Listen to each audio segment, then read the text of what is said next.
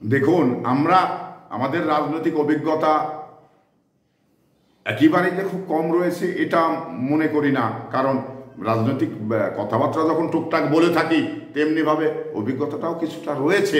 তো সেই জায়গা থেকে আমরা এই যে গণমাধ্যমে বিভিন্ন সময় বিভিন্ন কথাবার্তা আসছে, যেমন সরকার পক্ষ থেকে নির্বাচন যথা টাইমে করার জন্যে মানে শক্তিশালী ভূমিকা পালন করে যাচ্ছেন।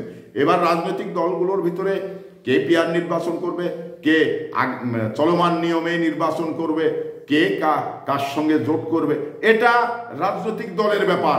এ নিয়ে সরকারের কোনো মানে মাথা ব্যথা নেই, কারণ সরকারের কাজ হলো যত টাইমে নির্বাচনের ব্যবস্থা করবে, রাজনৈতিক দলগুলো পার্টিসিপেট করবে, এটা একটি বড় বিষয়। তো সেই জায়গা থেকে নির্বাচন কমিশন তার যথারীতি কাজগুলো চালিয়ে যাচ্ছে।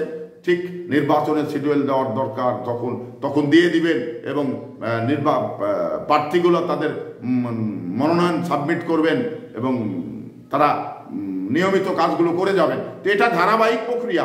এই প্রক্রিয়ার মেন স্টেক হোল্ডার হলো আপনার নির্বাচন কমিশন, এবং সরকার থেকে সিগন্যাল পাওয়ার পরে নির্বাচন কমিশন, সে নির্বাচন কমিশন যথা টাইমে যদি তার কাজগুলো করে থাকে তাহলে নির্বাচন মানে যথা টাইমে হবে ইনশাআল্লাহ।